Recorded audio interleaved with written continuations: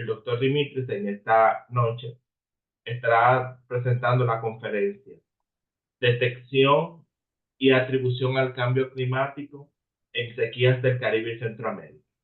Le escuchamos, doctor Dimitris. Bueno, buenas noches. Gracias a todos los que están presentes. Muchas gracias, Marcos, por la buena introducción. Y bueno, y ya como tenemos 13 minutos atrasados, pues voy a comenzar compartiendo la pantalla. Bueno, no puedo compartirla. Si puedes habilitarlo, Marcos, por favor.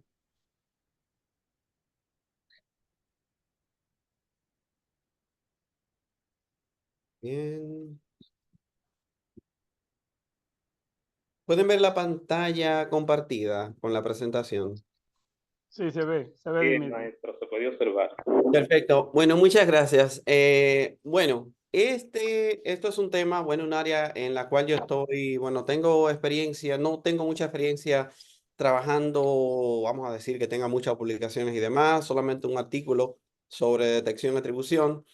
Pero esto es un tema emergente, sobre todo después que en la COP27 se aprobara el denominado Loss and Damage Funds, ¿no? El fondo para daños causados por el cambio climático. Entonces, ustedes se preguntarán qué relación tiene este tema con ese fondo que se aprobó en la COP. Bueno, si pueden poner su micrófono en silencio, por favor, eso me distrae bastante. Bueno, muchas gracias. Bien, entonces vamos a comenzar.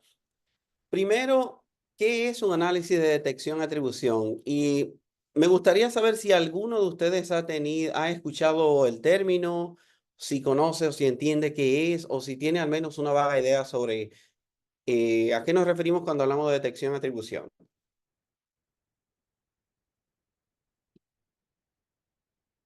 Si alguien se anima a decir algo.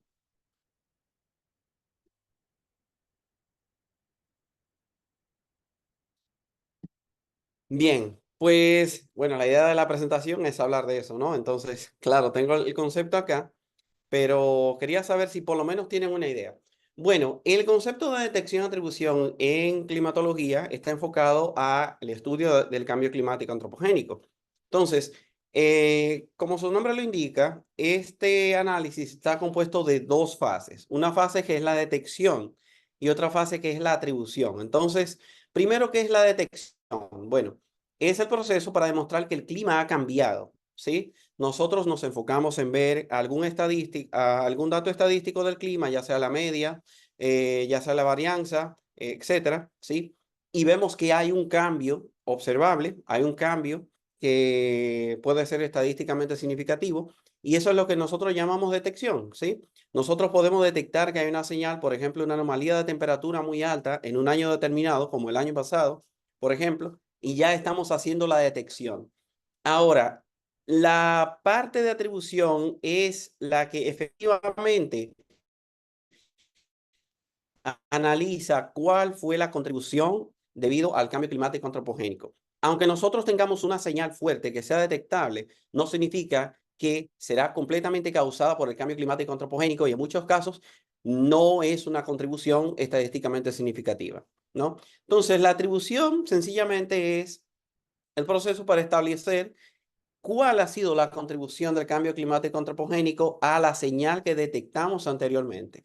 Como ustedes pueden ver en esta figura, por ejemplo, una serie de tiempos, los principios que se aplican, por ejemplo, al análisis de serie de tiempos de ondas y frecuencias. Si pueden poner en silencio el teléfono, por favor. Favor de poner en silencio sus teléfonos. Bien, si nosotros tenemos una serie de tiempos, sea de temperatura, de precipitación o de cualquier otra variable climática, ¿sí? Ustedes verán que cuando vemos la serie de tiempo es algo que se ve un tanto caótico. Tenemos subes y bajas, la variabilidad, pero no tenemos un orden, no tenemos una frecuencia armónica, ¿sí? Pero precisamente esa manera de ver la serie de tiempo, sobre todo en variables climáticas, se ve caótica porque estamos sumando varios componentes en esa serie de tiempo. Uno es una señal debido al cambio climático antropogénico, otra es la variabilidad natural y otro obviamente pueden ser otros factores externos, por ejemplo, la erupción de un volcán, cambios en la actividad solar, etc. Entonces, a nosotros en el análisis de detección-atribución, lo que nos interesa es descomponer esta serie de tiempo para saber cuál es la señal, para detectar la señal, ¿sí? En este caso lo que muestra es la tendencia, ¿sí? Y separarla de lo que conocemos como el ruido, ¿sí? En el análisis de detección-atribución al cambio climático, conocemos como ruido a la variabilidad natural, ¿sí? Todo lo que forma parte de la variabilidad natural de la atmósfera y del océano, del sistema climático en general, es lo que nosotros denominamos como ruido. Entonces, nosotros debemos aislar esa señal que es puramente antropogénica, ¿sí? Para entonces aplicar un análisis de atribución, y es lo que vamos a ver en breve. Bien, entonces, esa descomposición de la serie de tiempo se pueden aplicar los mismos principios que quizás muchos de ustedes, por ejemplo, en física o en ingeniería, se ha hecho. Simplemente descomponer la serie de tiempo en, por ejemplo, en este caso, estamos viendo cuáles son las frecuencias altas, cuáles son las frecuencias más bajas, y descomponemos esta serie de tiempo original para saber, bueno, cuál es la contribución de la variabilidad natural y cuál puede ser la contribución de la variabilidad debido al cambio climático antropogénico, ¿no? Entonces, esto que estamos viendo acá en esta gráfica, esa descomposición de la serie de tiempo, se puede aplicar a cualquier variable climática, ya sea una variable principal o una variable secundaria. Una variable secundaria, por ejemplo, un índice de balance hídrico como precipitación menos evaporación, se le puede hacer ese análisis al igual que ya las variables principales por separado, la precipitación y la evaporación, por ejemplo. Bien, entonces, la idea, señores, principal de este análisis es nosotros poder sacar esta señal antropogénica, ¿sí? Cuando tenemos un evento extremo o simplemente estamos viendo una tendencia significativa, como la que estamos viendo en la temperatura a escala global, que está aumentando, nosotros debemos separar este componente que es la señal antropogénica. Y nosotros, lo primero que hacemos es descomponer esa serie de tiempo, ¿sí? Detectar esa señal, ya sea en la tendencia o un extremo, por ejemplo, uno de los denominados outliers en estadística, y después de detectar esa señal, entonces lo que procedemos es hacer un análisis de atribución que vamos a ver en breve qué es exactamente eso. Bien, entonces, este tipo de gráficas que son comunes, por ejemplo, en los informes del IPCC, lo que nos muestra es algo similar a lo que nosotros hacemos para un análisis de detección-atribución.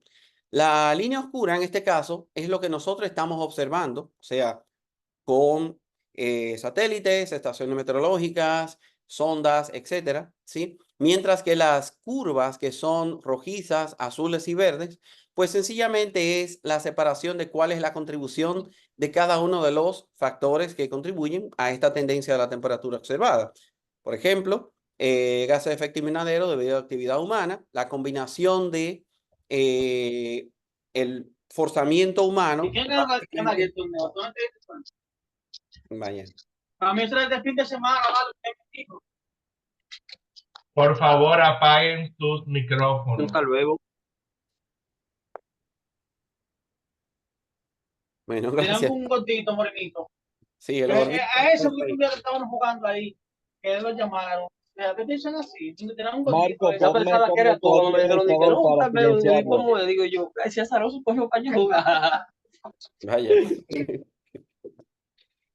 Bueno, vamos a ver si seguimos y hablamos del gordito después. Bueno, entonces, señores, esta gráfica que ustedes ven acá, los colores pálidos, es pues lo que sería la temperatura media global, ¿sí? La anomalía de temperatura media global utilizando una combinación de modelos climáticos globales. Es lo que en inglés se denomina un multimodal ensemble o simplemente muchos modelos juntos, ¿no? O el promedio de todos los modelos. Y básicamente, si ustedes observan, obviamente la tendencia observada de la temperatura no es tan acentuada como sería debido a la contribución de los gases de efecto invernadero, sino más bien a la combinación de factores naturales, por ejemplo, los factores externos que mencioné anteriormente, como erupciones volcánicas, ¿sí? Más las emisiones de gases de efecto invernadero por la actividad humana. ¿Sí? Entonces, los modelos nos ayudan bastante para poder hacer ese análisis de atribución que en muchos casos es lo más difícil de hacer. La detección es relativamente fácil. Nosotros descomponemos la serie de tiempo y podemos detectar cuál es la señal en un cambio estadístico importante, ya sea, por ejemplo, la tendencia, ¿sí? Pero la atribución es lo más difícil de este proceso y allí hay varios, vamos a decir, varios métodos para hacerlo, pero casi todos involucran el uso de modelos climáticos globales, básicamente para generar estas imágenes de cómo sería la temperatura media global si nosotros removemos la contribución humana en las emisiones de gases de efecto invernadero, y es como pueden ver acá, ¿sí? Básicamente una tendencia plana o cero tendencia, lo que significa que no habría un aumento de la temperatura como vemos hoy en día, ¿sí? Esto es para el caso de la temperatura, señores, pero nosotros podemos aplicar análisis de detección y atribución a cualquier variable climática, como dije anteriormente.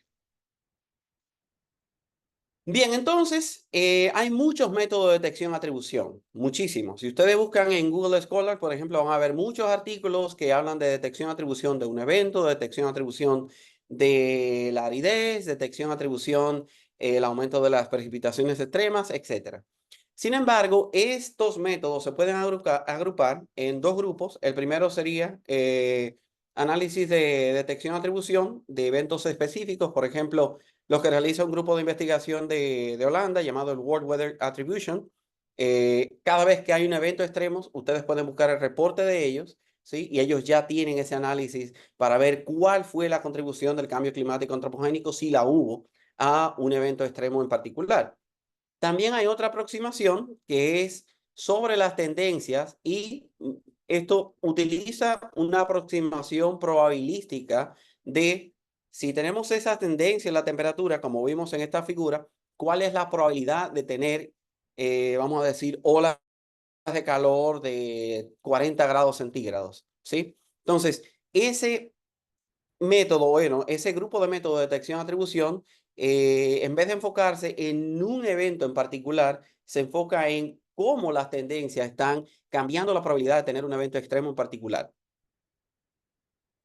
Bien, entonces, en el último informe del IPCC, esto es lo que tenemos respecto a análisis de detección y atribución en sequías para todo el mundo, pero vamos a enfocarnos aquí en este hexágono que es CAR, que es la región del Caribe. Y como ustedes pueden ver, bueno, no hay un nivel de acuerdo muy alto que indique que hay un cambio en la sequía. Ahora bien, vamos a hablar un poquito de eso en breve, porque generalmente cuando los artículos, como, bueno, varios de los artículos o la mayoría de los artículos se enfocan en sequía, simplemente se enfocan en una variable que es la precipitación, cuando el balance hídrico no solo depende de las lluvias, sino también de cuál es la demanda evaporativa de la atmósfera, o sea, la evaporación y la evapotranspiración potencial, ¿no?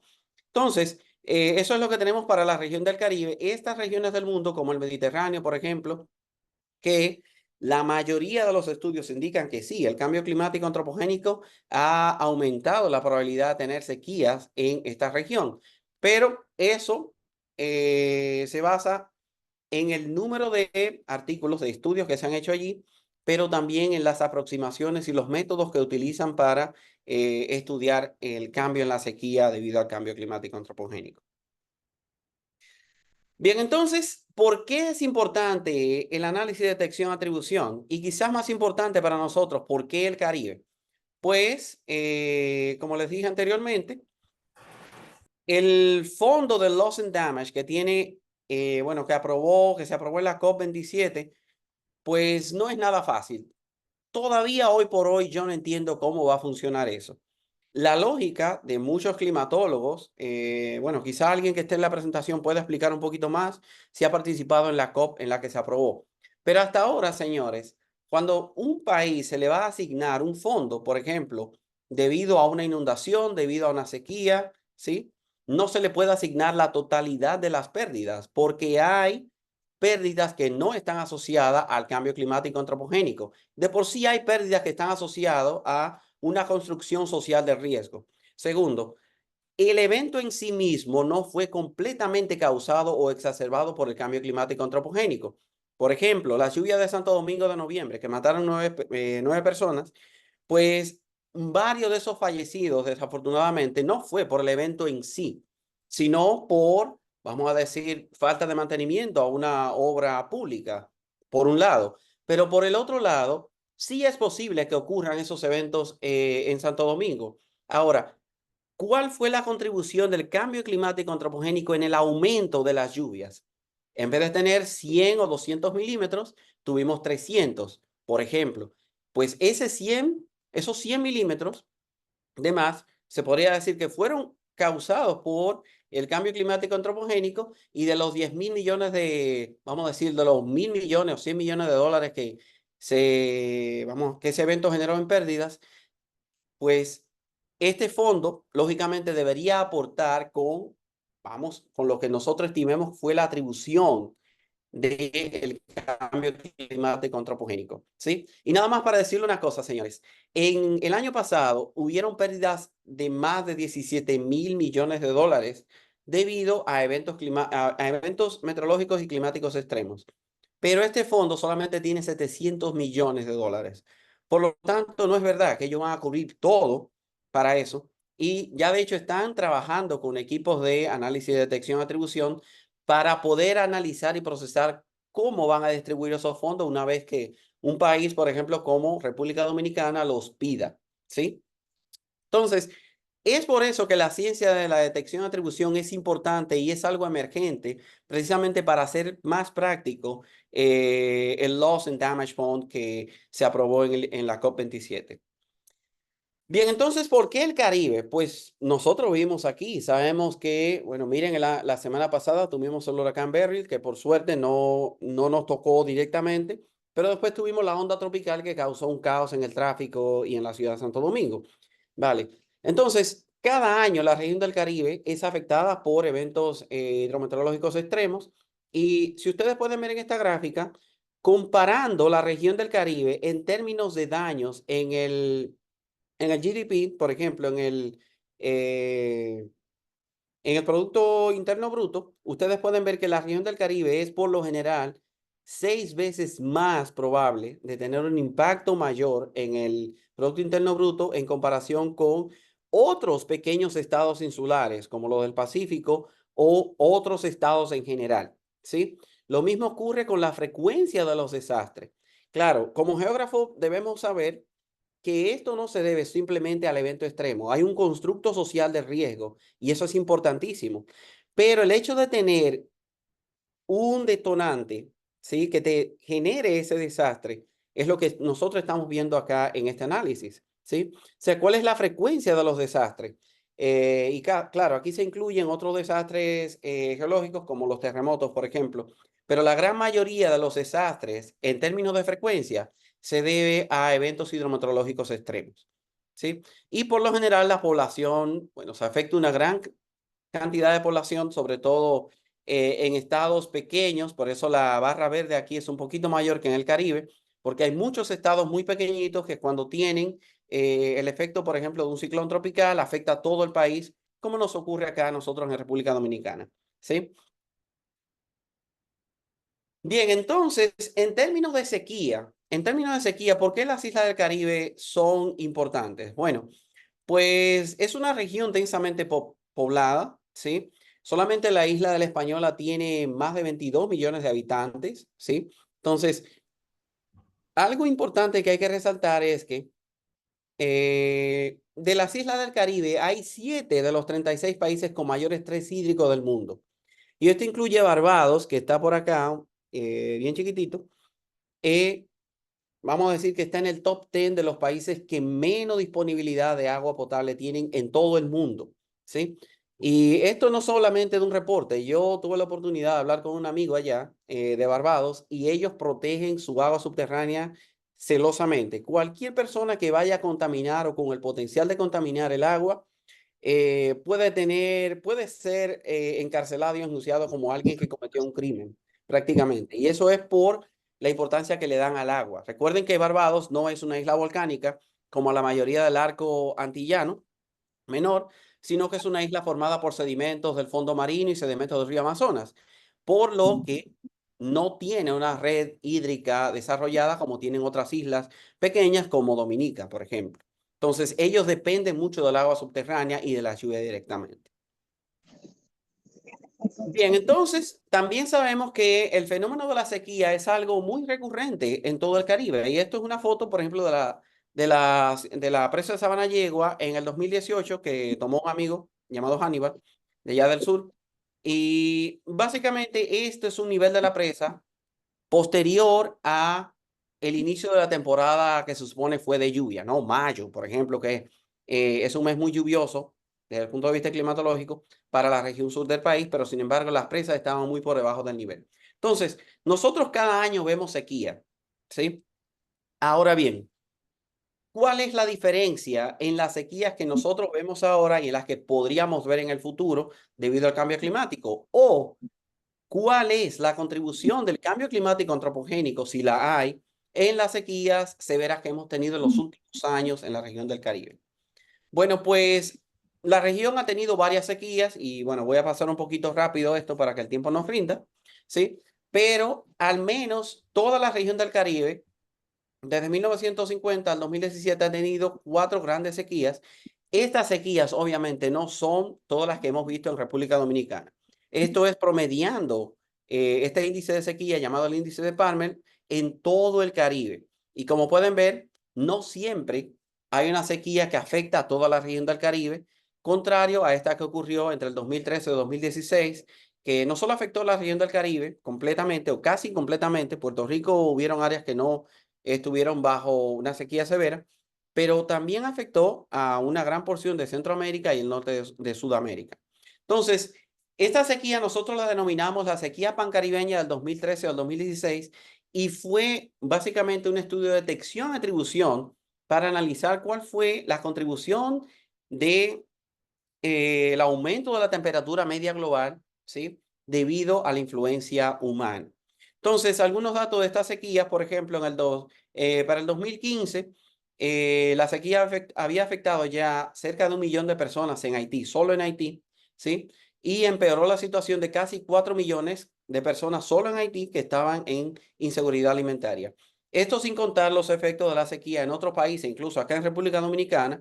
Pues yo recuerdo que el Ministerio de Agricultura publicó en los diarios, Diario Libre, Listín Diario, publicaron las pérdidas que tenían los ganaderos de la línea noroeste, por ejemplo, debido a esa sequía, ¿sí? Lo mismo para Cuba. En ese momento fue la peor sequía de los últimos 100 años, ¿sí? En términos de déficit hídrico, y ya estaba teniendo un efecto severo en la agricultura local.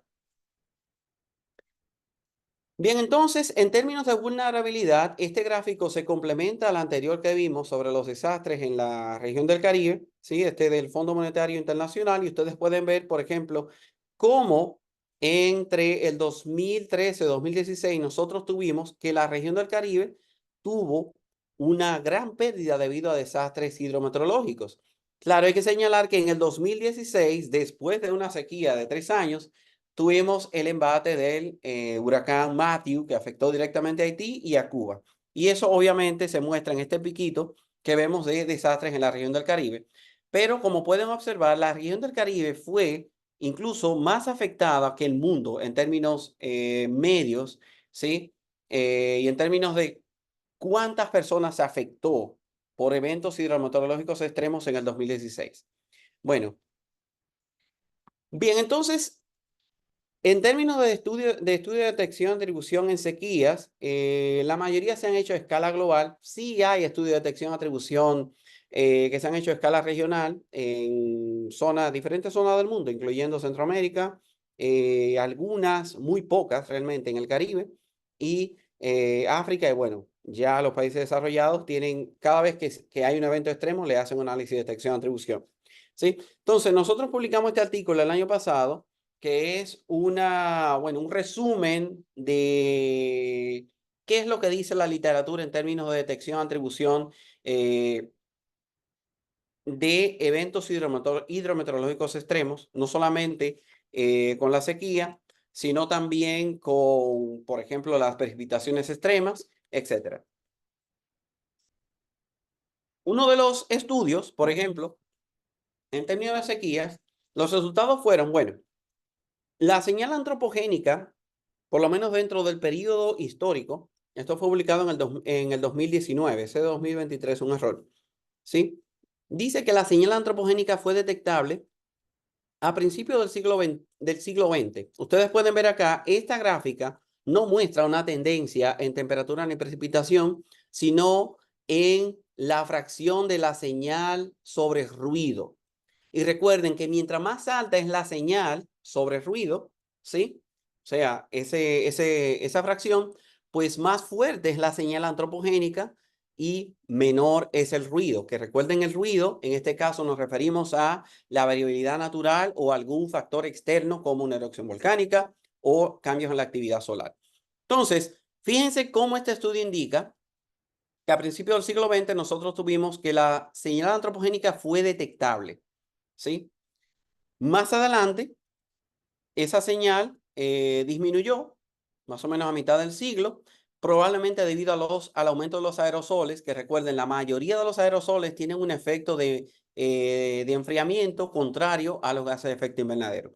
Claro, hay aerosoles como el carbón negro que tienen un efecto muy similar a un gas de efecto invernadero, pero también cabe señalar, señores, que esa emisión de aerosol probablemente fue debido a la actividad humana también, ¿sí? No solamente por razones naturales como más polvo del Sahara, no, también hubo una gran emisión de aerosol debido al desarrollo industrial que se vivió en ese momento. Recuerden que fue post Segunda Guerra Mundial, ¿sí?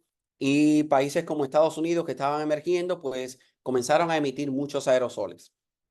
Bien, pero obviamente cuando nosotros estamos hablando de la señal antropogénica, entonces estamos analizando cuál es la señal debido a las emisiones de gases de efecto invernadero que son mucho más pronunciadas que las emisiones de aerosoles. Bien, entonces ya a partir de finales del siglo XX y comienzo del siglo XXI, la señal antropogénica es mucho más fuerte, ¿sí? Y de acuerdo a los modelos climáticos globales, por ejemplo, fíjense, esto es hasta más o menos el 2018, 2019, ¿sí? Pero basado en lo que nos indican los modelos climáticos globales, podemos decir que esa señal será más y más fuerte y más clara, ¿sí? A mitad del siglo XXI. O sea, ya para el 2040, 2050, la señal antropogénica será bastante elevada y como pueden ver acá, la fracción de señal antropogénica sobre ruido, pues será mayor a los 6, lo que indica que, bueno, la señal antropogénica es al menos 6 veces más alta que el ruido correspondiente a la variabilidad natural. Bien, entonces, otra cosa que se está analizando, y este artículo fue publicado el año pasado también, es sobre sequías repentinas. Y es que los modelos climáticos globales nos indican que habrán eventos extremos, una mayor frecuencia de eventos extremos, incluyendo sequías. Entonces, si nosotros pensamos cuál es el análogo, pero opuesto a una precipitación extrema, no va a ser vamos a decir, una sequía extrema, porque tú no te vas a secar en 2 horas, no. Pero sí está surgiendo un análogo y es la denominada sequía repentina. Y eso es cuando una sequía se desarrolla, o básicamente una sequía a nivel de humedad del suelo se desarrolla en fracciones de semanas o incluso un mes, ¿sí? Entonces, este estudio que se publicó en Science el año pasado indica que casi todo el trópico está viendo un aumento en la fracción de sequías repentinas sobre sequías estacionales. Lo que llaman sequía estacional en el artículo son las sequías comunes que conocemos que se desarrollan en 2 meses, 3 meses, un año, etc. Bien, pues ya para, vamos a decir, terminar con el tema global, pues vamos ya a enfocarnos un poquito en el Caribe y Centroamérica. Pues esta parte es presentar los resultados de 3 artículos. Un artículo es el que publicamos en el 2018 sobre la sequía pancaribeña, que fue un análisis de detección-atribución a un evento en particular, y 2 artículos que estudian la misma sequía, pero en Centroamérica. Sí, entonces comencemos con este artículo. Bueno, ya las motivaciones fueron muchas. Estos son algunos de los títulos que vimos en el 2016, 2015, 2016, debido a la sequía. Y todo el mundo pensó, bueno, realmente le está pegando duro al Caribe la sequía. Y contrario a otros países como Estados Unidos, si tú tienes una sequía en un estado, en un caso extremo se puede mover agua de un gran lago hacia, por ejemplo, California. En el Caribe nosotros no tenemos más opción que el mar, y aunque irónicamente el mar tiene mucha agua, pero no es agua apta para el consumo humano, como sabemos, por la salinidad. Desalinización es una opción, pero es muy, muy costosa. No solamente en términos de comprar los equipos, sino de mantenerlos y ponerlos a funcionar porque demanda mucha energía eléctrica.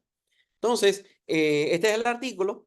¿Y qué nos motivó a estudiar esta sequía? Hacerle un análisis de detección-atribución fue, pues nos percatamos de que esta fue una de las pocas sequías que afectó a todo el Caribe al mismo tiempo. Si ustedes les preguntan a sus abuelos, le dirán, sí, aquí hubo una sequía muy fea en el 2000, en los 50, en los 68, por ejemplo, pero no afectó todo el Caribe. Mientras que en República Dominicana estaba bien seco, que quizás fue una de las sequías que inspiró a Juan Luis Guerra a escribir Ojalá que llueva café en el campo, por ejemplo, en los 80 por ahí, fue una sequía relativamente local. Todo el país, quizás toda la isla, pero no toda la región del Caribe como esta sequía pancaribeña. Ahora bien, ¿qué fue también algo particular en la sequía? Comparen estas dos paneles y ustedes dirán, bueno, se ve muy parecido, pero es como un juego encuentra los 7 errores. Primer error, acá tenemos un ladito azul en Cuba, pero aquí se ve marrón. Aquí en Puerto Rico se ve azul, pero aquí no se ve azul por parte. Entonces se preguntarán, ¿por qué no son exactamente iguales? El panel de la derecha es la anomalía de precipitación durante 2013-2016. Es una, como le dicen en inglés, un composite de todos esos años de la anomalía de precipitación, mientras que el panel de la izquierda es el índice de Palmer. ¿Cuál es la diferencia? Bueno, el índice de Palmer usa precipitación, pero la precipitación contribuye con el 80% de la variabilidad del índice. El otro 20% es la evapotranspiración potencial, ¿sí? Y es la variable que básicamente contribuyó a la exacerbación de la sequía en este periodo. Tú puedes tener un déficit hídrico importante, pero si también tienes temperaturas anormalmente altas y tasas de evapotranspiración anormalmente altas también, pues el déficit hídrico a nivel del suelo será mucho más pronunciado. Entonces, eso se traduce en términos prácticos, a una sequía más severa, aún tengamos el mismo déficit en términos de precipitación, ¿sí? Bien, entonces, nosotros podemos ver acá, estas son las series de tiempo del índice de Palmer para la región del Caribe. Fíjense que sí hemos tenido picos de mucha lluvia, hemos tenido otras sequías incluso. Por acá tenemos la sequía, bueno, aunque se ve chiquitita, la sequía del 97, 98, cuando tuvimos el último gran niño, bueno, el penúltimo, el último gran niño, el 97, ¿sí? Pues sí tuvimos sequía a nivel de la región, pero sobre todo algunas partes del Caribe, sobre todo porciones de la isla de la Española y las Antillas Menores, pero en Cuba, por lo general, cuando hay fenómeno del Niño, la parte oeste de Cuba recibe mucha lluvia y la parte este es la que sufre la sequía. Pero en el caso de la sequía pancaribeña fue todo, como dije anteriormente, fue todo lo que, toda la región del Caribe se vio afectada. Bueno, eso fue la inspiración. Ahora, nosotros hicimos un análisis de detección-atribución, ya detectamos la señal aquí en el índice de Palmer, por ejemplo, ¿sí? Y después es analizar cuál fue la contribución del cambio climático antropogénico. Entonces, como la mayoría de los análisis de detección-atribución, nosotros utilizamos modelos climáticos globales y en ese año estaba la generación del CINEM5, que es la generación de modelos climáticos que que antecede a la última generación que usó el IPCC en el 2021, ¿sí? Y estos paneles lo que muestran es eso, señores. ¿Qué carajo es eso? Ustedes se preguntarán. Bueno, esto es simplemente temperatura. Perdón, evapotranspiración potencial utilizando datos observados del Climatic Research Unit de Reino Unido, ¿sí? El famoso CRU o CRU, como quieran llamarle. Y este es una base de datos que se llama el Berkeley Earth Surface Temperature Dataset, y ese es desarrollado en Estados Unidos por alguien que decía que el cambio climático no existe. Él decidió desarrollar su propia base de datos independiente, ¿sí? por su cuenta, no utilizando agencias como la NOAA o la NASA para desarrollar esa base de datos, y él mismo se retractó al ver que, joder, las tendencias de la temperatura son significativas. Con precipitación es más complejo, pero con la temperatura es robusta la tendencia que tenemos en la temperatura global. Entonces, bueno, utilizamos para este artículo, utilizamos datos observados, ¿sí? Y los modelos. Pero vamos a enfocarnos en los modelos, señores. Los modelos lo que nos indican es, las líneas rojizas, lo que nos indican es utilizando trayectorias de emisiones como la que estamos viendo hoy en día, ¿sí? Versus trayectorias removiendo la señal antropogénica, que son estas dos líneas magenta y violeta, acá.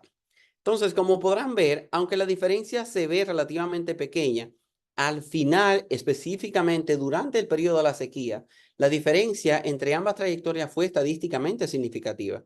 Lo que significa que debido al aumento de la temperatura, hubo un aumento de la evapotranspiración potencial. Obviamente hay otros factores que contribuyen a la evapotranspiración potencial, incluyendo, por ejemplo, la velocidad del viento, incluyendo qué tan húmeda está la atmósfera, pero por lo general cuando hay sequía la atmósfera está seca, entre otras variables. Pero lo que nosotros encontramos es que efectivamente, simplemente analizando el cambio de la temperatura media global y la influencia o el cambio que tuvo esa temperatura en la evapotranspiración potencial, pues se tuvo una contribución en el aumento en la severidad de la sequía, que varió desde 6, más o menos 4%, hasta el 32, más o menos 7% en Cuba, ¿sí? Entonces, esas son las contribuciones que nosotros analizamos sobre el índice de Palmer, ¿sí? Calculando el índice de Palmer utilizando evapotranspiración potencial con modelos con trayectorias observadas o similares a los datos observados versus modelos que remueven la señal antropogénica, que es lo que acá se denomina el PI control. Eso significa control preindustrial, que es simplemente correr el modelo imaginando que las emisiones de gases de efecto invernadero y de aerosoles se mantienen exactamente iguales que las que habían previo a la revolución industrial.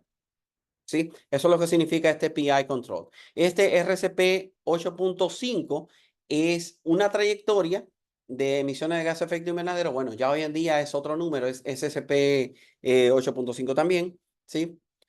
Pero esa trayectoria, el RCP 8.5, lo que nos indica es la trayectoria que fue más cercana a las emisiones observadas, por lo menos hasta el 2016.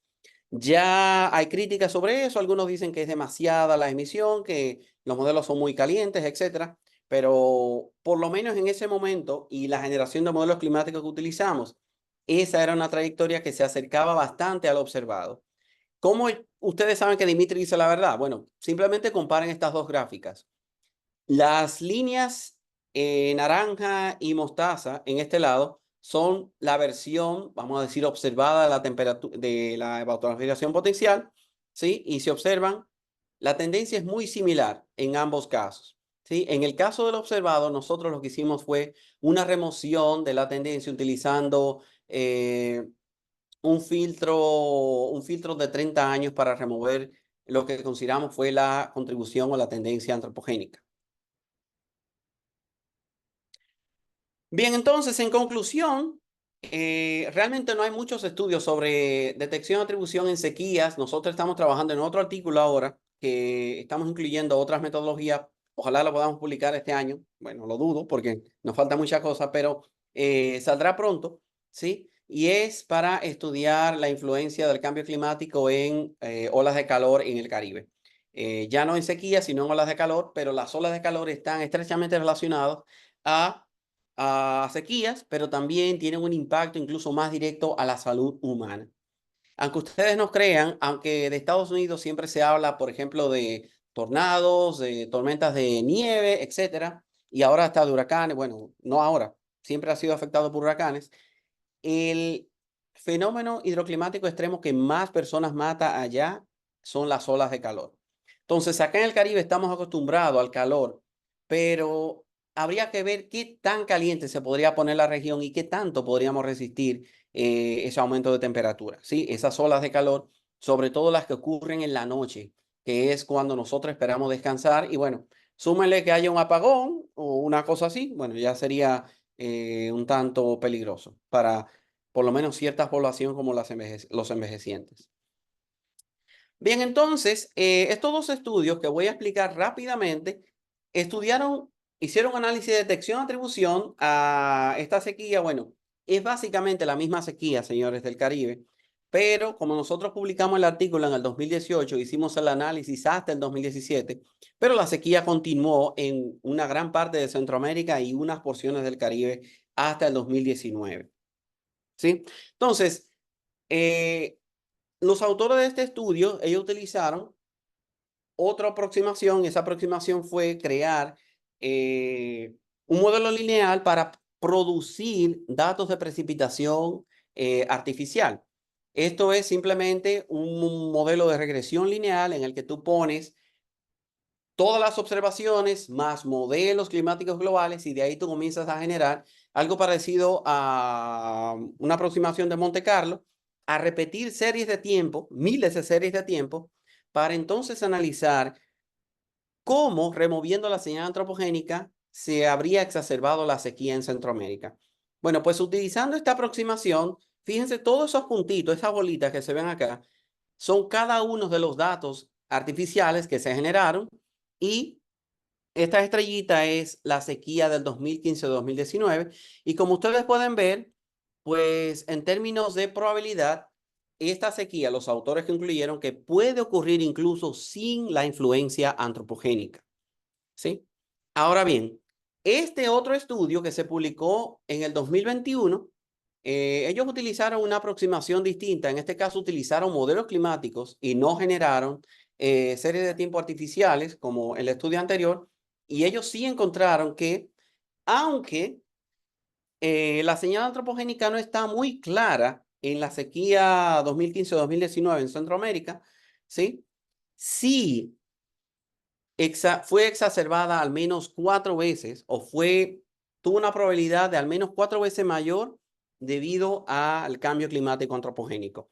O sea, ustedes pueden ver cómo estos dos estudios aparentemente tienen cierta contradicción, pero lo que hay que señalar, señores, es que este estudio, el segundo, es probabilístico, mientras que el primero simplemente analizó, bueno, ambos fueron probabilísticos, pero el uso de, vamos a decir, de series de tiempo artificiales versus el uso de modelos climáticos globales es lo que diferenció a estos dos estudios y ambos arrojaron resultados o conclusiones que no son exactamente iguales. Entonces, ¿qué quiere decir esto? Que pese a que nosotros sí podemos detectar el cambio climático antropogénico en la temperatura, en la evapotranspiración potencial, no siempre ocurre lo mismo con las precipitaciones. Y eso es lo que analizaron estos dos estudios también, ¿sí? Como ustedes pueden ver acá incluso, estos son datos, esto que se llama GPCC, el CRU que mencioné anteriormente, el CMAP, el CHIRPS, por ejemplo, que es muy popular, son datos de precipitación. Y fíjense cómo todos en la región del Caribe sí se parecen un poquito, pero no son exactamente iguales. Entonces, ya para empezar, el tener datos que no tienen una calidad, vamos a decir, muy buena en Centroamérica y en el Caribe, es algo que limita bastante estudio de detección-atribución. Para tener un buen estudio de detección-atribución, lo primero que debemos tener es una buena referencia observada, ¿sí? Y es lamentablemente de lo que nosotros carecemos aquí en República Dominicana y muchísimos países del Caribe. Bien, entonces, pese a todo esto que hemos visto, el Caribe centroamericano tiene muchos estudios de detección y atribución en sequías. Hay estudios a escala global que sí señalan que el cambio climático antropogénico está definitivamente aumentando la probabilidad de sequía, está haciendo regiones más áridas. Tenemos un sin embargo acá. Y ese, sin embargo, es que la mayoría de los análisis de detección-atribución, a excepción del que yo le mostré anteriormente en Centroamérica, la mayoría usan modelos climáticos globales. Y los modelos climáticos globales tienen su sesgo, ¿sí? Ese sesgo puede ser debido a la resolución horizontal, puede ser debido al esquema numérico que utilizan para calcular ciertos procesos, la parametrización, por ejemplo, que es asumir cosas, asumir que República Dominicana es una grilla y que esa grillita es llana en vez de tener montañas. Todo eso hace que los modelos climáticos globales tengan sesgo, por ejemplo, sobre todo en las precipitaciones. Miren cómo este modelo, llamado el Community Earth System Model, ¿sí? Es esta línea negra, cómo se diferencia en términos de la magnitud de las lluvias para la región del Caribe con relación a estos tres datos observados, el CRU, el GPCP, el GPCC, ¿sí? Sin embargo, pueden ver que en términos del ciclo anual tiene una buena consistencia, ¿sí? Abarca, o bueno, por lo menos incluye la estación seca en los meses que debe ir, y también el veranillo, que es la sequía o la temporada ligeramente seca que ocurre en algunas partes del Caribe y Centroamérica, ¿sí? Que se lo denomina la sequía de mitad de verano o midsummer drought, por ejemplo, en inglés. Eso la captura. Ahora bien, con esto no estoy diciendo que hacer análisis de detección de atribución usando los modelos climáticos globales está mal. No.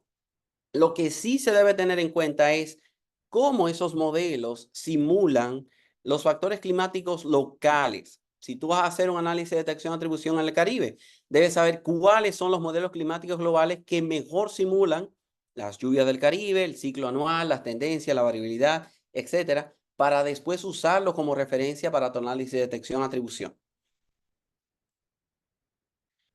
Otra advertencia podría ser es que, bueno, esto de acuerdo a algunos autores que han publicado artículos, no hay un consenso del todo en esto, pero es el uso de modelos climáticos globales que tienen una sensitividad climática, ¿sí? Bastante alta. O sea, sensitividad climática es simplemente ¿qué tanto aumenta la temperatura media global si nosotros aumentamos por 2 la cantidad de dióxido de carbono que tiene la atmósfera? Hay modelos que muestran un aumento de temperatura de 5.6 grados y otros muestran de 2.2. Entonces, esto de 4.5 grados por aumentar 2 veces o duplicar la cantidad de CO2 atmosférico son los que algunos autores denominan modelos calientes, ¿sí? Sin embargo, nosotros analizamos todos esos modelos, los fríos y los calientes, para ver cómo se diferencian en términos de las proyecciones de sequías que tendrá, por ejemplo, a escala mundial, ¿sí? Y ellos tienen una tendencia y una variabilidad muy parecida, ¿sí? Salvo en los últimos 10 años del siglo XXI, en el que, bueno, 10, 20 años del siglo XXI, que ustedes pueden ver que los modelos calientes muestran una tendencia a la aridez un poquito más acentuada que los modelos fríos, pero no es estadísticamente diferente. Por lo tanto, aunque sí está este problema, si nosotros debemos hacer un análisis de detección de atribución en el Caribe, debemos saber cuáles son los modelos que mejor simulan la climatología regional del Caribe, cuáles captan elementos como por ejemplo, la corriente de chorro del Caribe, la corriente de chorro baja del Caribe. Bueno, es difícil decir todos esos términos en español porque casi siempre yo lo digo en inglés. El Caribbean Low Level Jet, por ejemplo, pero es eso, corriente de chorro baja del Caribe. También el sistema de alta presión del Atlántico Norte, las ondas tropicales, todo eso, ¿sí? Cuando ustedes vean los modelos que mejor simulan eso, y obviamente las climatologías, el ciclo anual de la lluvia, ciclo anual de la temperatura, los que mejor simulen eso, esos son los mejores candidatos para hacer análisis, detección, atribución. Entonces, ya con esto yo concluyo. Muchas gracias y estoy abierto a preguntas ahora. Solamente un minuto para tomar un poquito de agua. Muchas gracias.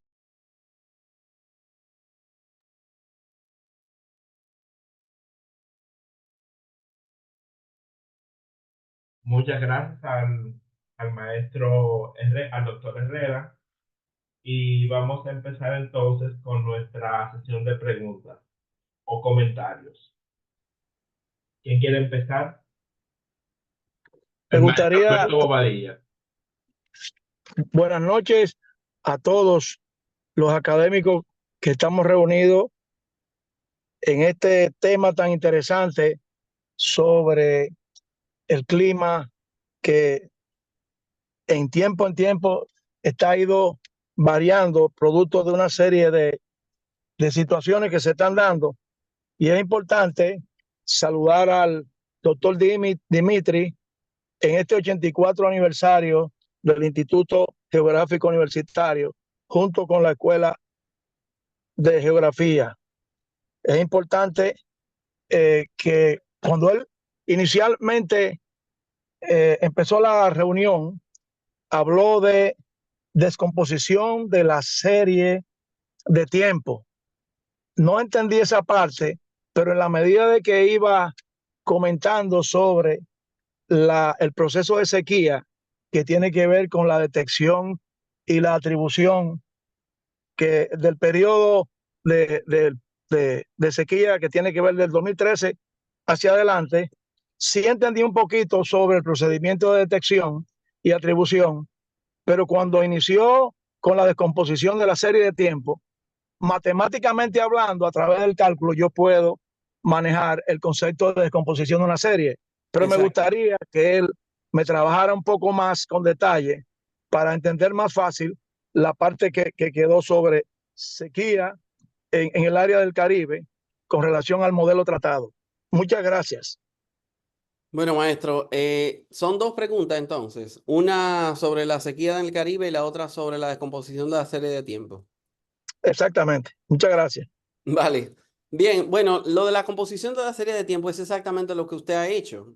Posiblemente, por ejemplo, debe saber de la aplicación de transformada. La transformada de Laplace, por ejemplo, se puede utilizar para, si uno tiene una serie de tiempo de temperatura, de normalidad de temperatura, y uno quiere descomponer cuál es la baja frecuencia, cuál es la frecuencia aún más baja y la alta frecuencia, la descomponemos en, vamos a decir, variabilidad de alta frecuencia, o sea, eventos de olas de calor o eventos de frío que tienen periodo de retorno de un año, que ocurren cada año, una frecuencia un poco más baja, los que ocurren cada 10 años, y una frecuencia mucho más baja, por ejemplo, cuál es la variabilidad de la temperatura en un rango de 100 años o más. Entonces, eso es importante para nosotros poder sacar cuál es la tendencia de la temperatura y no asumir una tendencia lineal. Entonces, para hacerlo mejor, o vamos a decir, mejor hecho en términos de extraer la señal antropogénica, nosotros, en vez de quitar la señal antropogénica asumiendo que es puramente lineal, que no es así, entonces le podemos aplicar una decomposición de frecuencias para nosotros ver cuáles son, cuál es la señal anual, cuál es la señal decadal y cuál es la señal multidecadal de la variabilidad de la temperatura, y ya de ahí determinar cuál es la tendencia de los 100 años o de los 50 años que nosotros estamos estudiando. No sé si Estaríamos hablando de valores característicos realmente. algo parecido, exacto. Ok, Entonces, es muchas parecido, gracias. por ejemplo, a los, bueno, spherical harmonics, en los armónicos esféricos, algo así. Bueno, Sí, sí, no, yo te entiendo, ujú, porque cuando manejamos el tema de manera secuencial, en términos de serie, pues es más cómodo entender el problema y poder buscar las aplicaciones que realmente ayuden a la sociedad dominicana y al mundo en general, porque realmente es un tema que abarca el mundo y el comportamiento de la naturaleza realmente. Muchas gracias.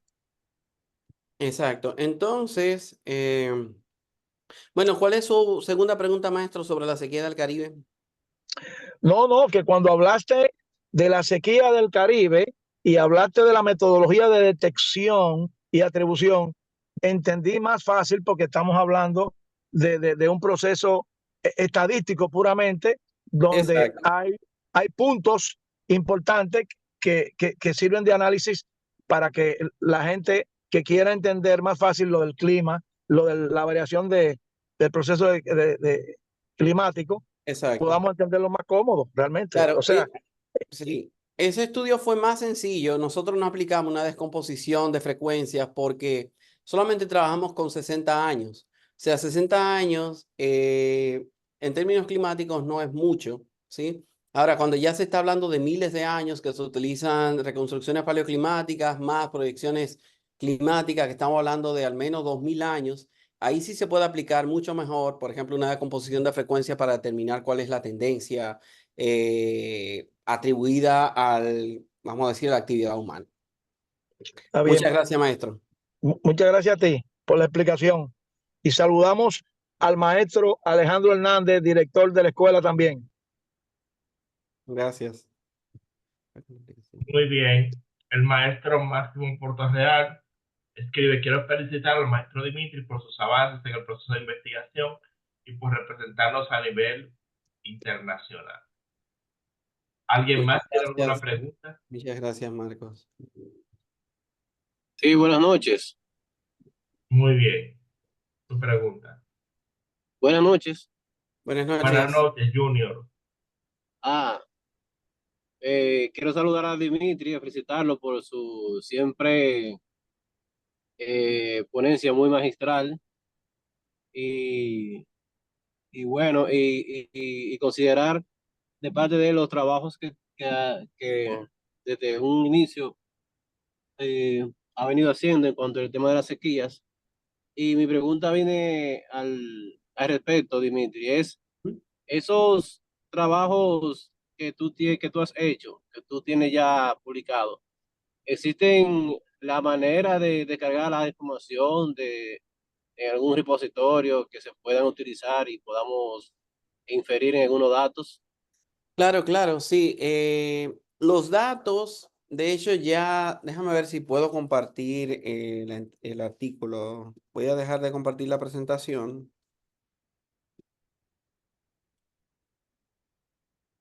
para mostrarles dónde conseguir los datos. Entonces, a ver.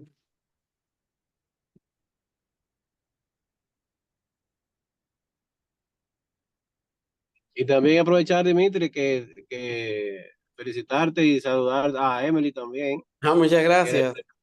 que la extrañamos mucho y a ti Eres también. Teo, ¿verdad? Yo me Sí, imaginé, pero dice exactamente. Junior. Sí, sí, Hola, sí. Teo. Bueno, Muy bien, Dimitri. déjame ver. Sí. Mucho gusto y gracias por estar, Teo.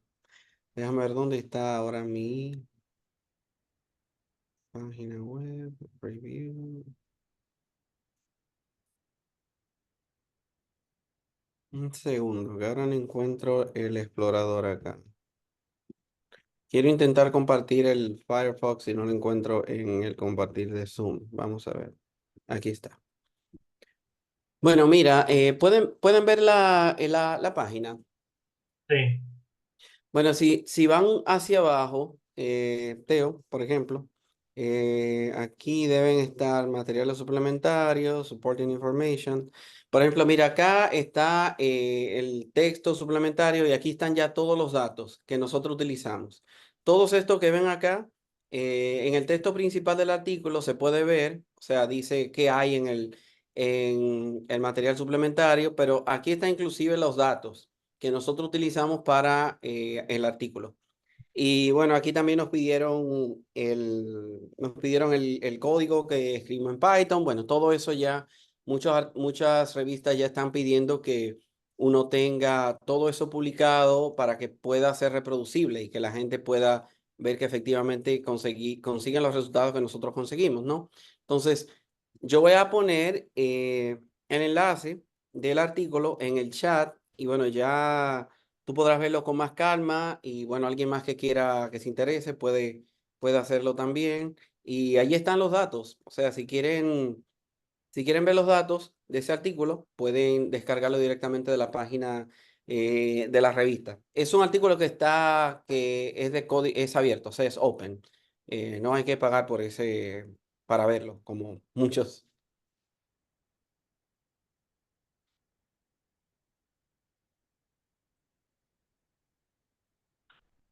George Cepeda escribe: éxitos. Gracias, George. ¿Alguien más tiene alguna pregunta? Buenas, sí, Marilyn Pichardo de este lado. Felicidades por la conferencia. El profesor tocó algo un poco después del principio que siempre me preocupa bastante y mencionó una de las aguas que cayó en noviembre. Me parece que fue este noviembre pasado.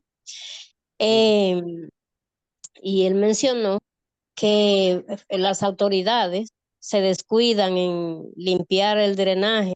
Me gustaría saber cada qué tiempo es lo adecuado y también cómo concientizamos la parte que le toca al ser humano, porque tiene mucha culpabilidad. Yo me encuentro, muchas veces son imprudentes, dicen qué cantidad de agua más o menos puede caer y ellos obvian toda esa información y aún así se exponen, salen, se presentan en el malecón, cómo estaba cuando el huracán Beryl.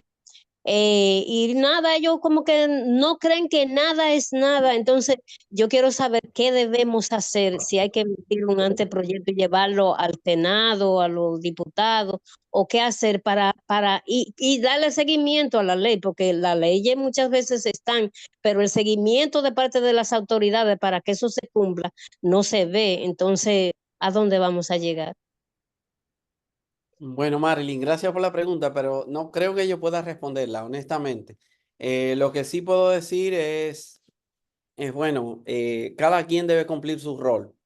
Y yo digo como ciudadano, mi rol es no tirar la basura en la calle, ya para empezar eso. Eh, el Estado tiene una gran culpabilidad en esas cosas, pero la mayor culpabilidad no es por limpiar el drenaje, es por no educar a la gente a que no tiren basura en la calle. Porque todavía es muy común, cada vez que hay un aguacero, la gente aprovecha el agua de la cuneta y dice, tira la basura ahí, eso se va. Eso es mentira, quizás eso ocurría en los 80, cuando yo era niño, bueno, en los 90, cuando era niño que vivía en San Francisco de Macorís, era muy común un aguacero y el olor a la naranja, porque la gente tiraba basura y muchas de ellas tenían naranja que se destapaba la basura en el camino, en la cuneta y bueno, en fin. Hoy por hoy se sigue haciendo eso en muchas partes de Santo Domingo y yo no voy a decir que todo se debe a la basura. Obviamente el drenaje es insuficiente, pero hay un gran porcentaje que es debido a la basura que simplemente tapa el drenaje. Tú puedes tener un drenaje anchísimo, pero si los orificios donde debe entrar el agua, infiltrarse para drenarse, no funcionan, pues ya, chao drenaje, no sirve, estará seco abajo y todo el agua se quedará arriba. Pero realmente es un tema complejo, ¿sí? Es un tema que no se puede solucionar simplemente con ampliar drenaje, sino que la gente se debe educar de una manera u otra. Entonces, es muy bonito pues quejarse de algo que tú también contribuyes a que se cause. Ahora, ¿cómo el Estado puede intervenir en cosas así? Analizar de dónde viene la mayoría de la basura. Si es plástico, pues joder, ponga política para el uso, para restringir el uso de plástico. Ponga política para que los supermercados dejen de vender en fundas plásticas, que te venden en una funda algo que quepa de 1 libra y tú llevas a tu casa 20 fundas chiquitas. Entonces, ese uso excesivo del plástico, eso se hace con política de Estado. Ahí sí el Estado tiene la culpa, como también tiene la culpa en no educar a la gente, ¿sí? Pero la gente, como nosotros como ciudadanos, pues también debemos contribuir, no debemos tirar la basura en la calle. Y eso ocurre frecuentemente. Y no solamente en personas que supuestamente no han estudiado, que no tienen preparación académica. Eso se hace. Si no, mira, nuestra universidad se llena de basura, por ejemplo. Entonces, yo la verdad no tengo una respuesta, vamos a decir, correcta a esa pregunta, pero simplemente resalto esos puntos, ¿no? Y, y nada más también hay que señalar algo. El cambio climático a mí no me gusta ser muy catastrofista con eso, pero sí debemos prepararnos, por ejemplo, si nosotros vamos a tener probabilidad de eventos extremos de lluvia mucho más frecuentes, como vimos en los noviembre del 2022 y 2023, que los dos se cobran la vida de entre 8 y 9 personas, más o menos, ¿sí? Ese tipo de eventos extremos sin precedentes, fuera de temporada de lluvia y todo eso, eso puede ocurrir. Ahora bien, el Estado también debe prepararse para eso. Debe prepararse, bueno, nosotros debemos darle mantenimiento a obras que puedan ser afectadas por mucha lluvia. Llámese, por ejemplo, los túneles, que los drenajes de los túneles funcionen bien, porque de repente se llenan de agua y se mueren muchos ahogados, no solamente que le cae la pared. Bueno, en fin, es un tema complejo, pero es algo que se debe hacer por los dos lados. Tanto la gente, o sea, nosotros podemos ayudar a educar a la gente, no esperar que den eso en la escuela.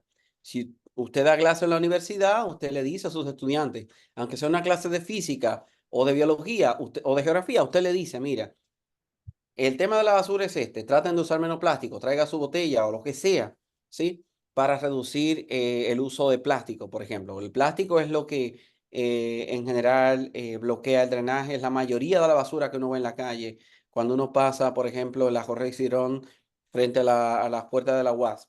Entonces, eso es un grave problema y ahí uno debe educar, pero también se debe presionar a que el Estado pues ponga un poco de orden y restrinja el uso de plástico de uso simple y todo eso. Muy bien, gracias, doctor Dimitri. Griselda Alcántara en el chat dice excelente. David Alejandro Agromonte dice magistral, doctor Dimitri. Juan Rijo dice muchas gracias, doctor Dimitri. Y tenemos una pregunta de Willis Lachapelle. Sí, buenas noches. Buenas noches. Sí. Bueno, desde el punto de vista, aunque no sea tan, o sea, yo no puedo ser técnico, lenguaje tan técnico como, pero lo explica el maestro, a quien felicito por la magistral charla. Mi inquietud va en la siguiente línea. Es verdad que los eventos recientes pueden estar siendo provocados por efectos de cambio climático antropogénico. Bueno, el ser humano está modificando el ambiente en todo el sentido de la palabra, pero hay una palabra clave que se llama justicia climática, que a nosotros, lamentablemente, sí. no nos cae. Lo está provocando el otro el daño y las consecuencias las estamos pagando nosotros. Exacto. Mi pregunta es la siguiente. Aunque yo viví a mediados de los 90 un evento climático parecido o peor aún que los de noviembre reciente y la del martes, la del jueves de la semana pasada, en La Caleta, a mediados de los 90, 95, 96, fue un evento que en mi vida había visto tanta agua en tan poco tiempo, provocando inundaciones, lógico, por la composición del terreno, pues se fue inmediatamente, porque eso ya no es costero. Pero hay algo que está afectando bastante a Centroamérica que se llama el corredor seco. Exacto, sí. Y ese corredor, bueno, va rumbo a los 2.000 kilómetros, afectando varios países.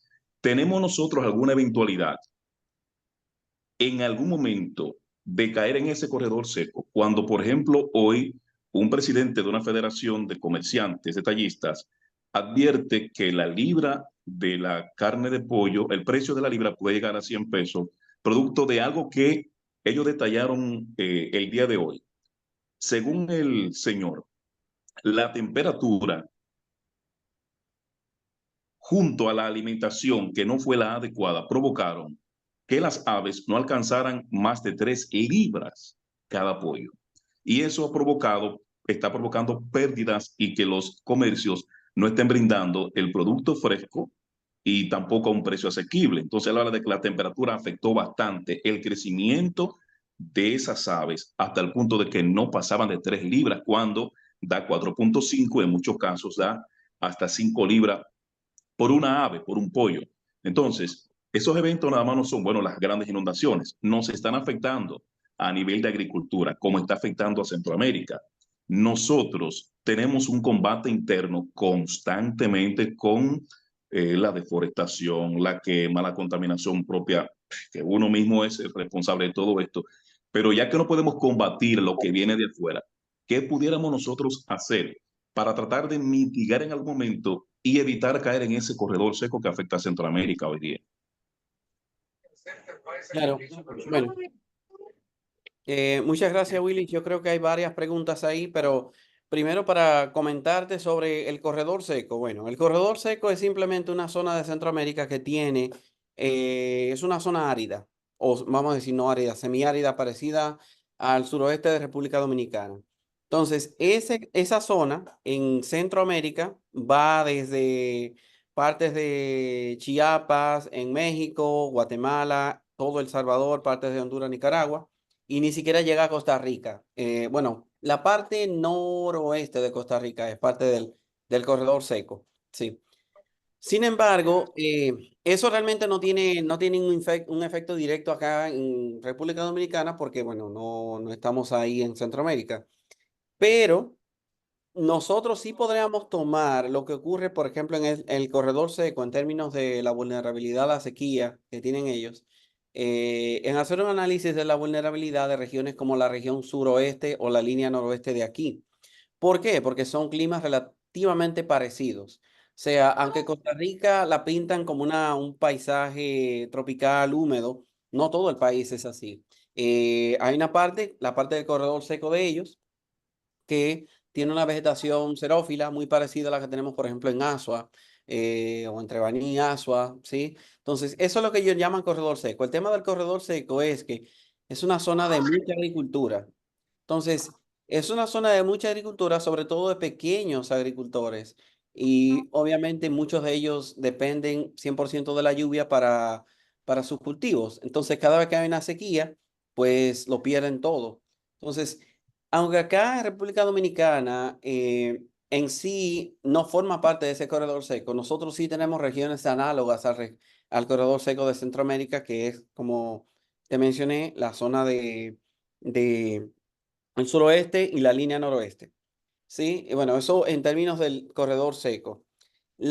Sobre la pregunta, sobre lo que tú dijiste del pollo y demás, bueno, quizás un biólogo o un veterinario podrá responderla mejor, pero hasta donde sé y he leído, eso es otra dimensión de cómo el aumento de la temperatura media global puede afectar la seguridad alimentaria, ¿sí? Por ejemplo, no solamente con los pollos, también hay evidencia de cómo los peces son intolerantes a las olas de calor marina, que no solamente está blanqueando el coral, sino ya después del coral, que es como la base de esa red trófica, pues los demás bichitos, peces y demás, pues se mueren o se van de ahí porque ya no tienen esa fuente de alimentación primaria, por ejemplo. Sí, entonces, si tenemos olas de calor marina que están afectando a los peces y por lo tanto a la seguridad alimentaria por esa vía, pues lo mismo puede ocurrir con, por ejemplo, con el pollo, quizás con el ganado. Yo he sabido de que en Estados Unidos hay lugares donde tienen áreas ventiladas para el ganado porque por las olas de calor precisamente han matado mucho ganado, sobre todo las olas de calor del noroeste de Estados Unidos, el estado de Washington y demás, que subió casi a 50 grados en el 2021. ¿Sí? Y otra cosa que quizás un biólogo conservacionista acá me pueda corregir, pero una vez me parece que leí que, por ejemplo, algunos reptiles, el sexo de la prole también depende de la temperatura. O sea, no recuerdo, por ejemplo, la tortuga de si es más calurosa, suelen ser más, hembras o machos, no recuerdo. O bueno, el Es tema es... correcto, Dimitri, es Sí. correcto el dato. En el caso de la tortuga, el calor en la arena determina el sexo del nuevo individuo. Excelente, muchas gracias, Eladia, muchas gracias. Bueno, entonces eso podría ser algo que tendría una repercusión que nosotros no sabemos qué puede pasar de ahí, porque eso en el caso de la tortuga puede ser con otros reptiles, puede ser con mamíferos, etcétera. Entonces, si obviamente tenemos solo un sexo de una especie, pues cómo se van a reproducir, eso podría llevarla, bueno, a una extinción, por decirlo así, si la situación sigue empeorando. Entonces, eso que tú mencionas, Willis, es muy importante y sobre todo cuando uno piensa en términos de seguridad alimentaria, porque como tú dices, pensamos bueno, en sequía, falta de agua, échale agua y ya está. Pero pensemos en otros eventos extremos como las olas de calor o una precipitación que es exageradamente alta para por lo menos lo que se espera que caiga en una región, bueno, etcétera. Bueno, no sé si eso responde exactamente a la pregunta, pero vamos a decir, es un comentario complementario a lo que dijiste. Bueno, muchas gracias. Muy bien. Vamos en el chat. El área gesto de Jesús pregunta. Dice, gracias Dimitri. Excelente exposición como siempre. Cuéntanos qué tienen en mente tú y tu equipo en estos temas para próximas investigaciones y qué tipo de análisis necesitamos dinamizar en la región. Saludos a Emily. Gracias.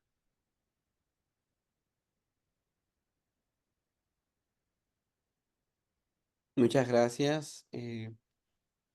No sé si haya más preguntas.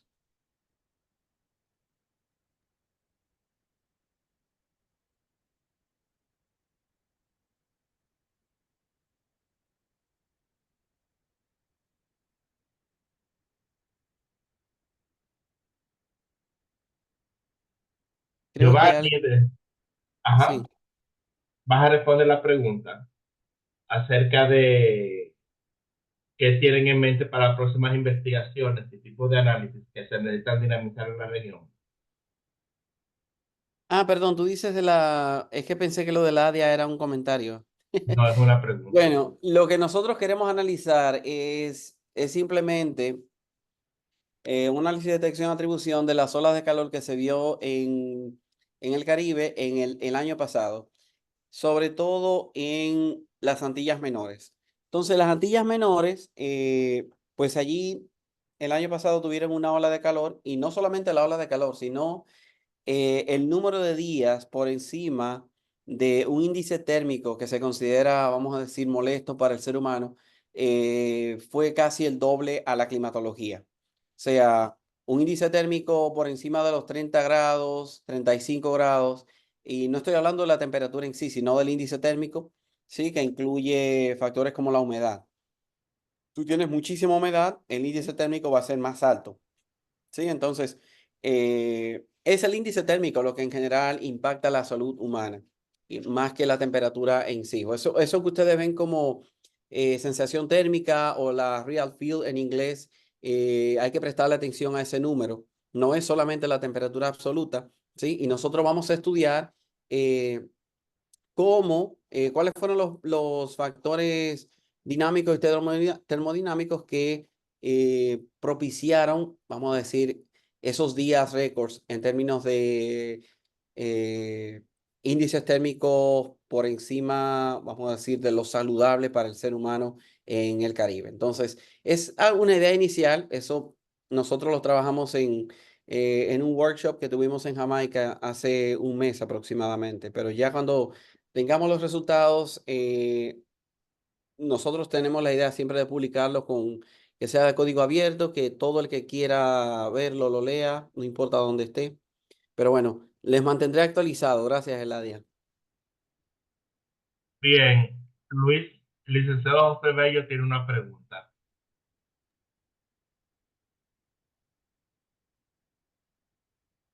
Adelante.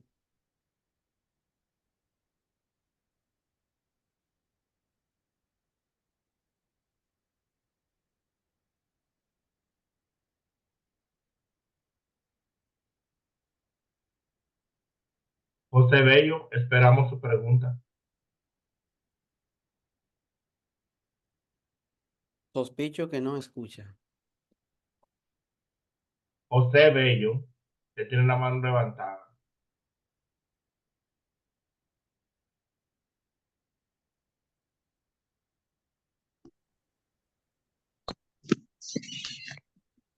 ¿Me pueden escuchar?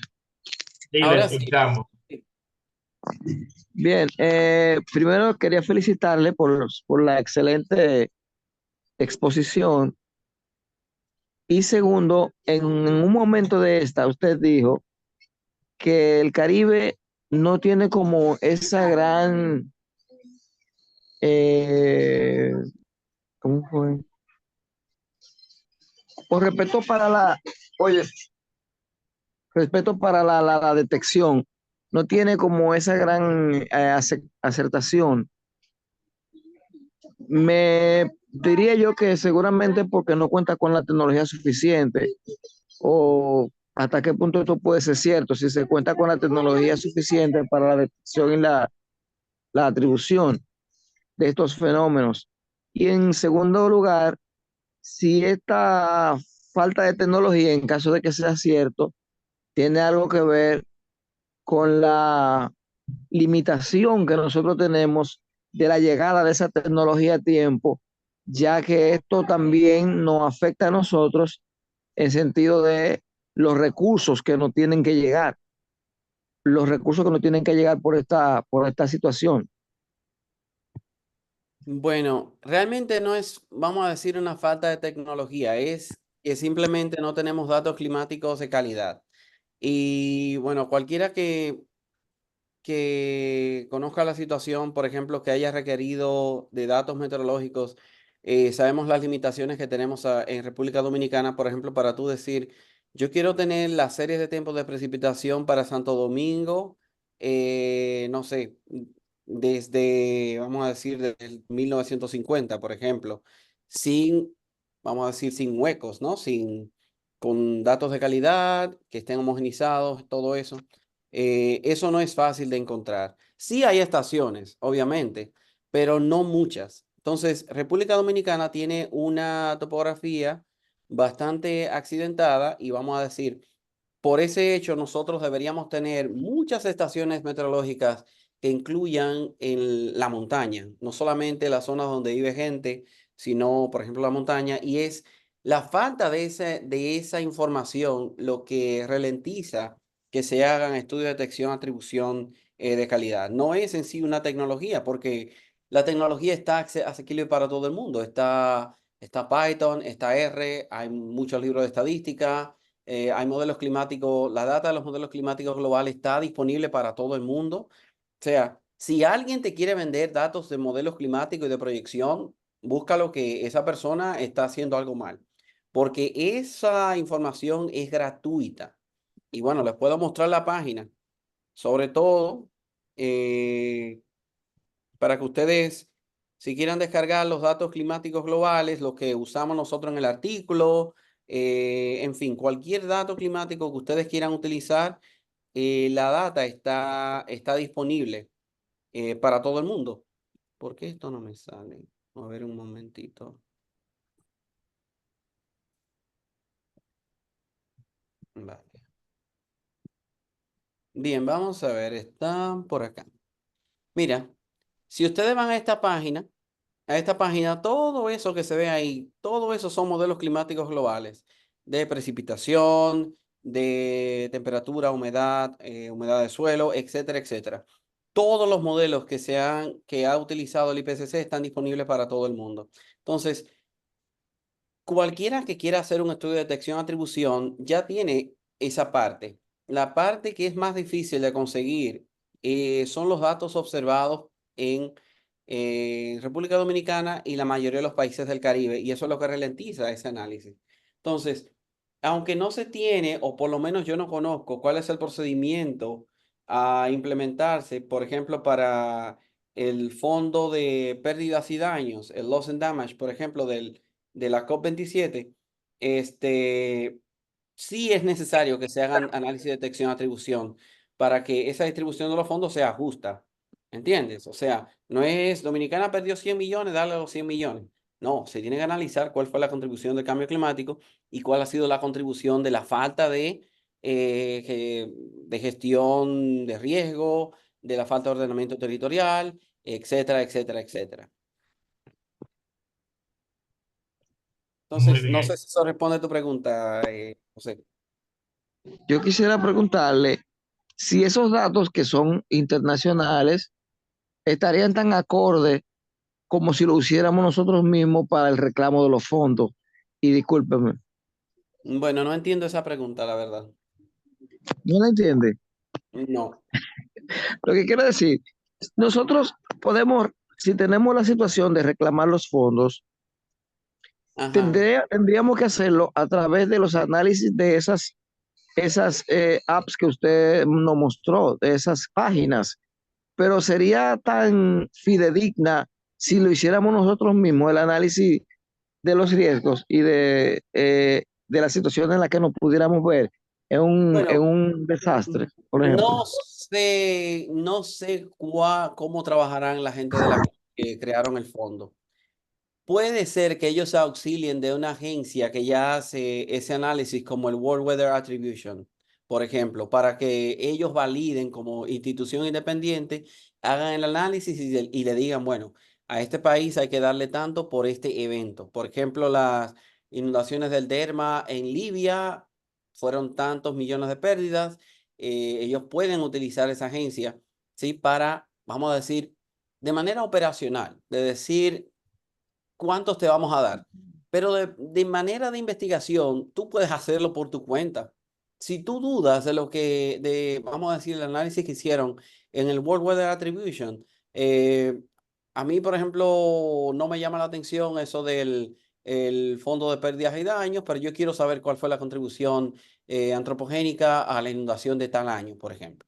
Yo lo puedo hacer por mi cuenta y no tiene que ver con, vamos a decir, con esa herramienta operacional del fondo de pérdidas y daños. No sé si me explico con eso, José, pero más o menos.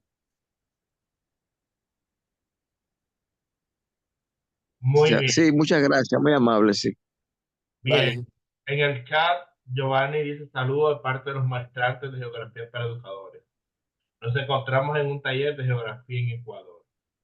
Ah, genial. Bueno, buena suerte, Giovanni, por ahí. Nelio Torres pregunta, de las provincias de nuestro país, ¿cuáles han tenido mayor incidencia por la situación del cambio climático o condición del clima? También pregunta, ¿y cuál es la ocurrencia de eventos en diferentes partes de nuestro país? ¿Tenemos eventos repentinos, repetitivos por un tiempo? Y también pregunta, ¿cuál es su impacto en la producción de los diferentes productos a nivel local, nacional? Bueno, esas preguntas realmente yo no tengo la respuesta porque esas estadísticas lo debe tener primero la ONAMED, si es en términos de frecuencia de fenómenos hidrometeorológicos extremos, y si es en términos de pérdidas, pues cada ministerio debe tener esa información. Si es pérdida en la agricultura, el Ministerio de Agricultura debe tener esa información. Si es pérdida, por ejemplo, no sé, en términos de obras civiles, quizás obras públicas y así sucesivamente, porque esa información, realmente cada país maneja esa información, ¿sí? Pero sí, bueno, eso es lo único que puedo decir para responder esa pregunta. Muy bien. Adamir Carache pregunta, ¿cuál sería la situación respecto al clima para el 2020? Bueno, eso sería ya un pronóstico más que una proyección y hay mucha incertidumbre en cómo sería el 2025, por ejemplo. Nuevamente, uno tendría que analizar cuál sería el escenario de la variabilidad natural. ¿Tendríamos fenómeno del niño o la niña o será neutral? ¿Cómo estará, por ejemplo, la oscilación del Atlántico Norte? ¿Si será positiva o negativa? En fin, hay que analizar muchas variables, primeros naturales y bueno, ya una respuesta así que pueda ser buena, no la tengo a mano porque tendría que analizar los datos primero. Pero nada más para decirle una cosa, los modelos operacionales mostraban que el huracán Beryl tendría una trayectoria y días después tuvo otra. Ninguno pronosticaba que llegaría a ser categoría 5, sino hasta unas horas antes de que el huracán alcanzara la categoría. Y con eso solamente les digo qué tan alta es la incertidumbre cuando tú quieres hacer un pronóstico de algo que va a ocurrir en unos días, no mencionar lo que va a ocurrir, por ejemplo, en los próximos meses o incluso años. Sí se puede hacer lo que se dice un outlook, un seasonal outlook o un pronóstico estacional que obviamente irá cambiando en la medida que nos acerquemos al año, pero básicamente utilizando probabilidad estadística uno puede tener un análisis, pero ahora mismo yo no tengo el análisis. A la persona que hizo esa pregunta, Marcos. Muy bien. Dominga Duarte dice, excelente desglose del tema, muchas gracias por la invitación. Y Eladia Gesto da una señal de aprobación. Si no hay Muchas más gracias. preguntas, bueno, pues vamos a dar por concluida lo que es esta conferencia y agradecemos mucho nuevamente a las autoridades de nuestra universidad por estar presentes y al maestro Dimitri Herrera por su excelente presentación para el día de hoy. Muchas gracias por la invitación, Marcos. Siempre, como siempre, fue un placer. Y recordarles que para el próximo jueves, jueves no, viernes, 12 de julio, tenemos la conferencia Análisis Espacio-Temporal de la concentración de materiales en suspensión de la presa de Atillo por teledetección y muestreo de calidad de agua in situ. Esa va a estar va a ser presentada por el maestro Elisauri Suárez.